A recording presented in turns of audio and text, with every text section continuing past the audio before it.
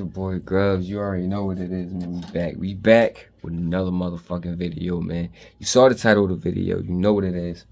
Stop fucking around with the police. You fuck around, you find out. Today somebody found out. The cops might find out. Or they already have found out. Who knows? You know what I'm saying?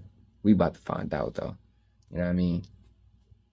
Fuck with the content. Hit that like and subscribe button. And check out more content on the channel. Because we always keep it coming over here. Always. Stop playing, man. You know, some of the things I was doing in the world, and I've been a gang member all my life. And so I'm like on a collision course for death out there and not caring.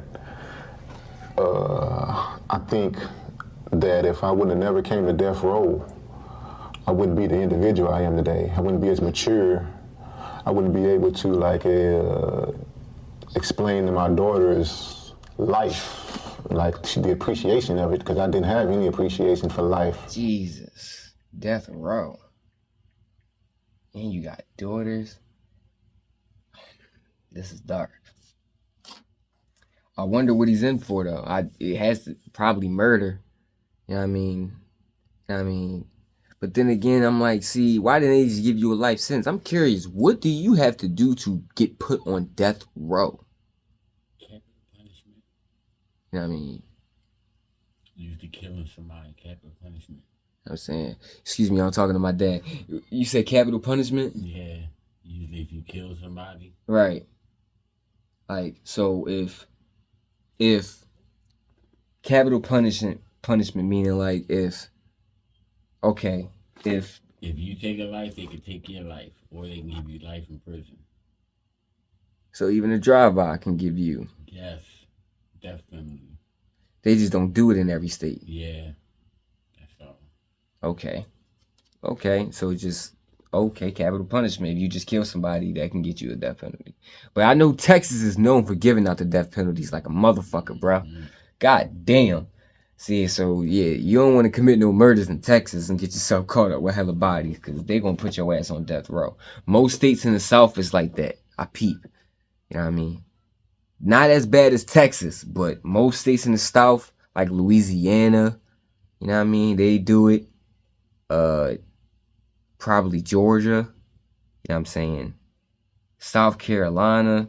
I can go on. Maybe I don't know about Georgia and South Carolina. I'm not sure, but I'm for sure about Texas and Louisiana. Yeah, you fuck around, they will kill you. I wouldn't be able to legally explain to them that there's a world out there and not just a city.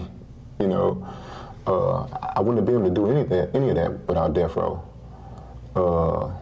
I don't think I would have gotten over my anger. I would probably be in prison anyway. I would probably be dead. And so I really think that the chances were high I would be dead because of the gang activity I was into. And so, yeah, I look at death row as saving my life. And I'm actually happy I came here first. How does a 34-year-old man feel knowing he has less than 24 hours to live? Not because of illness, not because of war, but because the state of Texas has marked the date and time they plan to kill him. Oh my God. Christopher Young lies awake in his prison cell on the night of July 16, 2018, staring at the ceiling, replaying every mistake he's ever made. He's not the angry 21-year-old who took Hasmukh Patel's life, not the gang member, not the addict. For the last decade, he's been a model prisoner, Jesus. Mentoring other inmates, rejecting violence, finding religion. I'm happy for you, Chris, for being a better person. But, bro, young brothers, don't let it have to go this far for you to get it. Don't let it have to be for you to get put on death row for you to realize you fucking up your life. Okay? Because you don't want to say it's too late by that point, but dog, now you know your time got a cap, and now you got less than 24 hours to live. It's fucked up that it takes some people to this point. It takes us through a lot of chaos to realize how much our way of living is so wrong. You know what I mean? And like the fact that he already got daughters. You know what I mean? And you got daughters out here. You got people out here that love you. and they know that you're legally about to get killed by the state. You know what I mean? But Chris seemed upbeat. Chris seemed happy. You know what I mean? And you know why? He said it. I know he thinking. He probably in his heart he know he a better man. He realized the mistake of his ways. You know what I'm saying? And he understanding of it too, because it's like he know that. You know what I mean? He didn't kill another gang member. You know what I'm saying? He killed a store owner or store worker. You know what I'm saying? You took somebody else away from their family, bruh. You know what I mean? And you don't even know the pain you probably put them through. You know what I mean? Because it wasn't no street shit. That's even bad. That's even worse. But none of that matters now. The countdown has begun. Just hours earlier, Christopher stood before the Texas Parole Board, not to beg, but to challenge. He told them the system wasn't fair, that racial bias, not justice, had sealed his fate. He pointed to others with similar crimes who had been granted clemency. You know what? Just 7 months ago, a white man named Thomas Bart Whitaker had his sentence commuted to life. He had killed his entire family except his father, who survived the attack. Yet the board showed him mercy. Christopher argued that he too had earned that right. He had been a model death row inmate, and everyone, even the guards, could testify to that. I agree.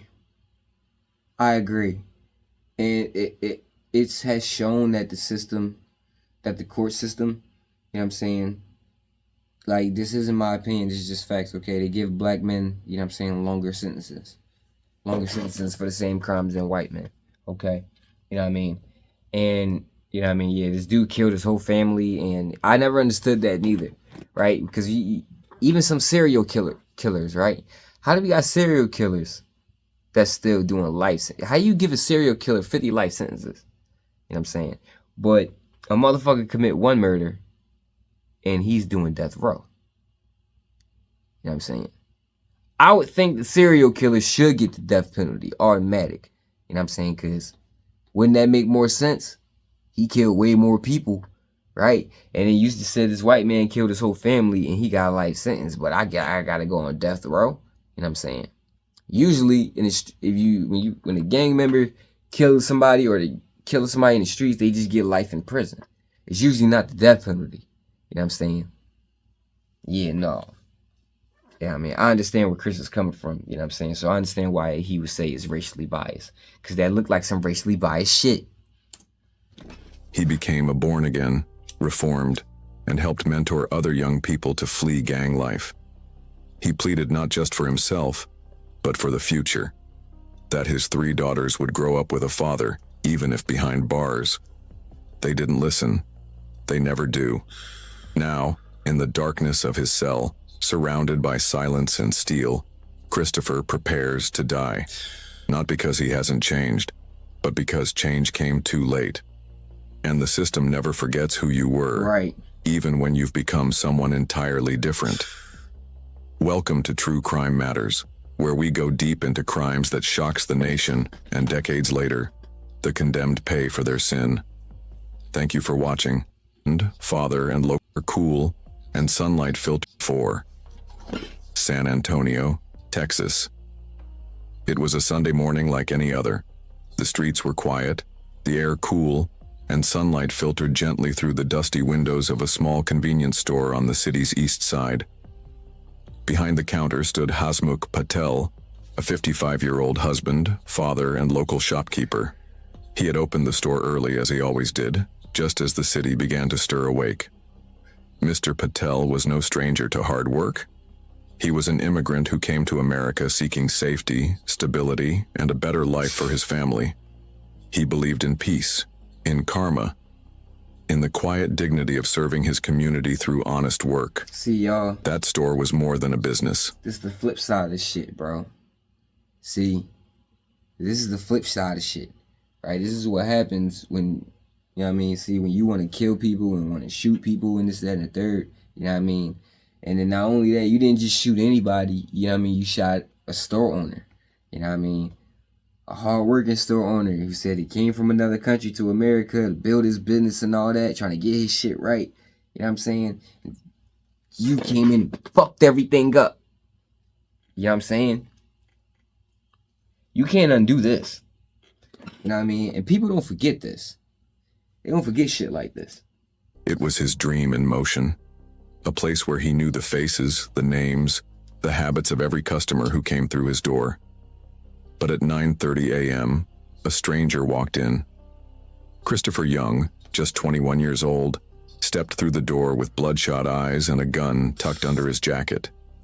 He had spent the weekend in a blur, alcohol, cocaine, and adrenaline coursing through his system. His thoughts were scattered, his emotions volatile. He hadn't eaten. He hadn't slept. His life was unraveling, and deep down, he knew it. Christopher wasn't there to rob the place, not really. There was no demand for money, no plan. What he carried into that store wasn't just a weapon. It was years of unresolved trauma, grief, rage, and self-destruction. A storm he couldn't control. Hasmukh Patel sensed it immediately.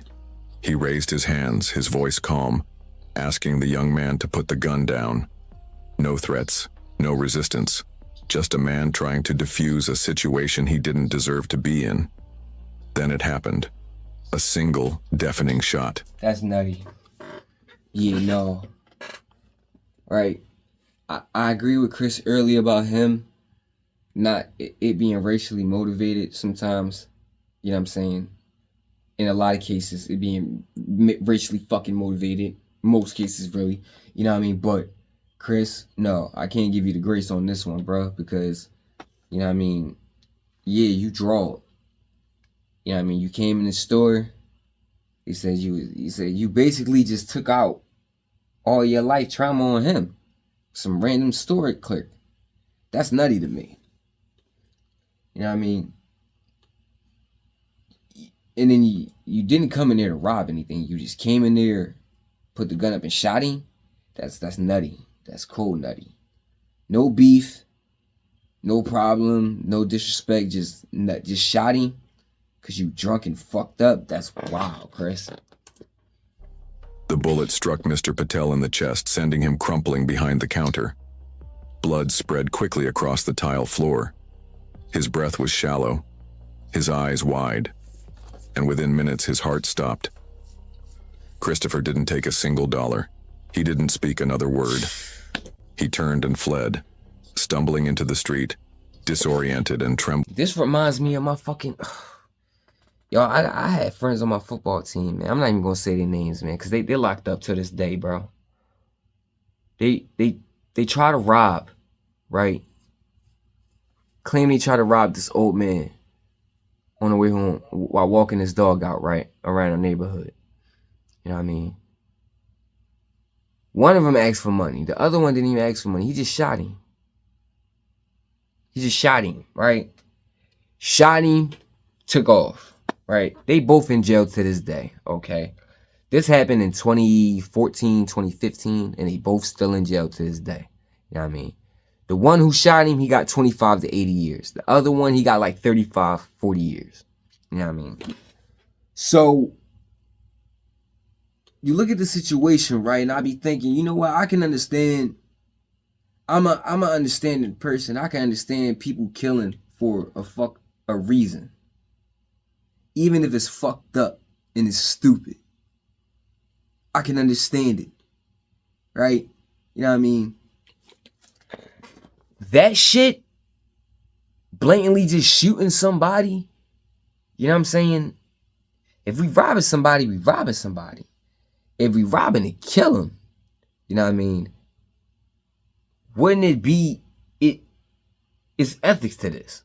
You know what I'm saying? I don't understand, right? This was just, this was just fucked up. You know what I mean? And that was fucked up for them too. And at the time they did it, they was only like 14, 15. You know what I mean? Same age as me, or a year younger. No, a year older. You know what I mean? And they in jail. To this day still. You know what I mean? It was another one that was rolling with him. You know what I mean? It was another one that was rolling with him. You know what I mean? And I don't know if he in jail. I think he out now. You know what I mean? And he told.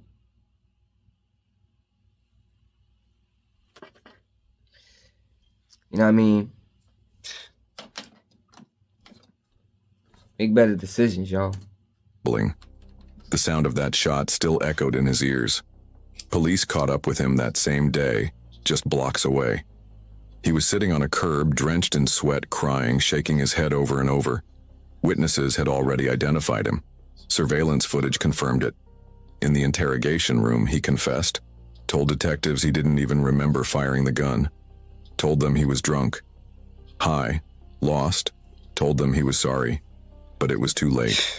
The Patel family was shattered. A wife widowed, children left fatherless, a community enraged. And the state of Texas made one thing very clear. This wasn't just a murder. It was capital murder. Prosecutors would later say the case was open and shut. The facts were undeniable.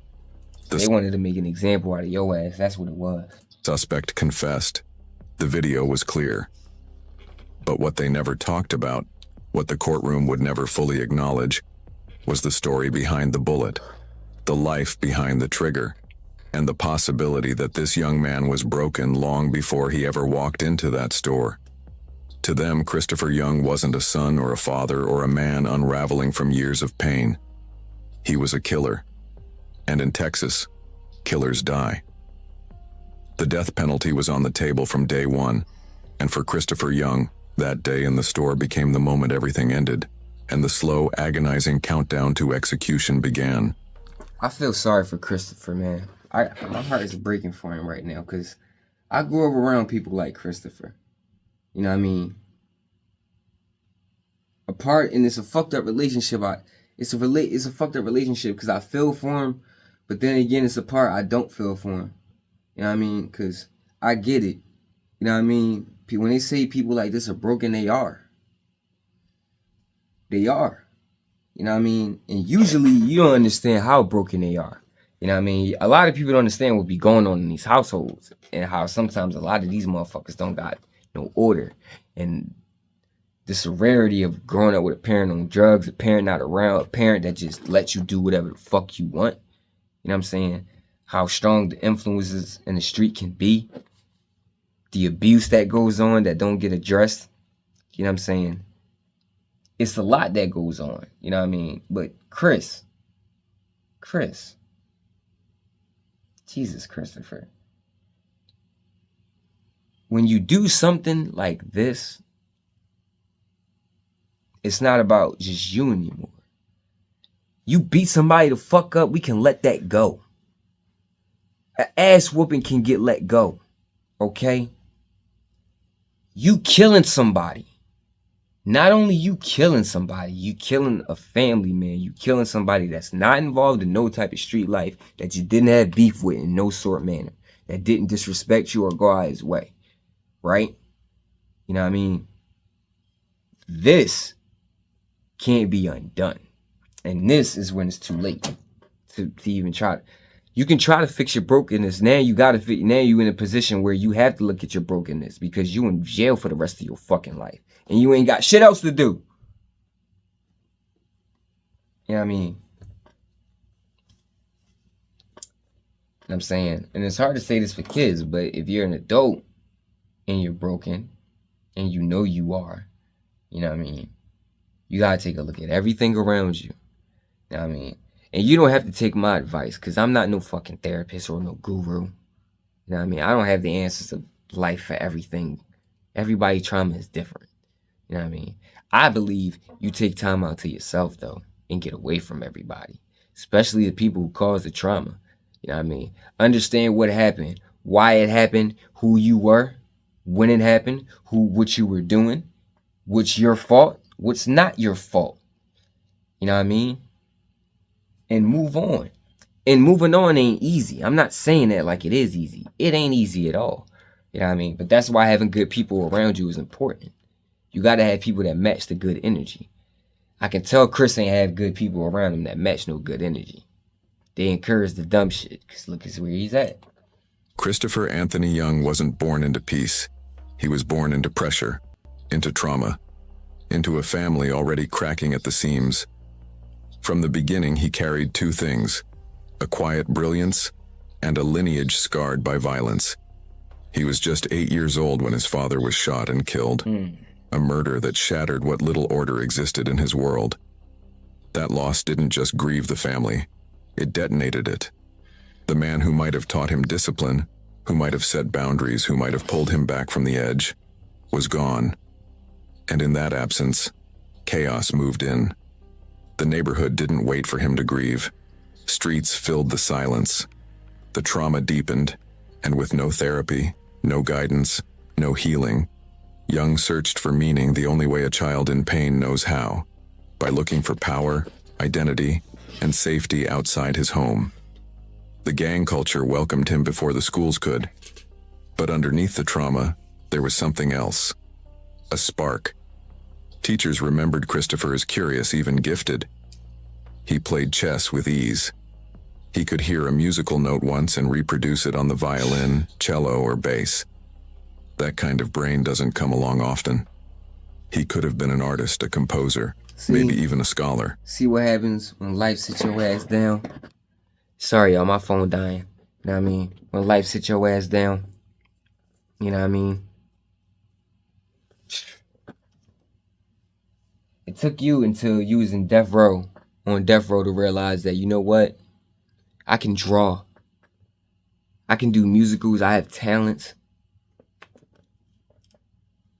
But talent needs air to breathe. Christopher didn't choose the gang life because it was glamorous. He chose it because, to him, it was the only thing that made sense. And by the time he realized it wasn't, by the time he began to understand what it had cost him, the damage was already done. His brilliance, forgotten. His music, silent. His childhood, swallowed by the streets. And as the years would unfold, those early choices, those desperate grabs for identity, for power, for belonging, would come back to claim everything. The Bexar County District Attorney wasted no time. They charged Christopher Young with capital murder, a charge that carried one clear goal: the death penalty. In Texas, that path is swift and direct, especially when a cold video, a confession, and a grieving family are all in plain view. Jesus Christ, man. This shit is sad, man. We're gonna do a part 2 to this, y'all. You know what I mean? Stop fucking around, bro. You know what I mean? Christopher's story is crazy. You know what I mean? This is a long one. You know what I mean? But y'all get the message, though. You know what I mean? You gotta be careful about the decisions you make in life. Everything matters. The little things, the small things, the people you keep around you. You know what I mean? The mood that they give you. It all matters. Don't fuck yourself up. You know what I mean? Please don't. And work on keeping good people around you, because they keep you doing good shit and keep you out the way. That's what it's really about. That's the video for today. Y'all stay up, y'all stay cool, y'all stay down, y'all stay out the way. It's your boy Grubz, and I'm out.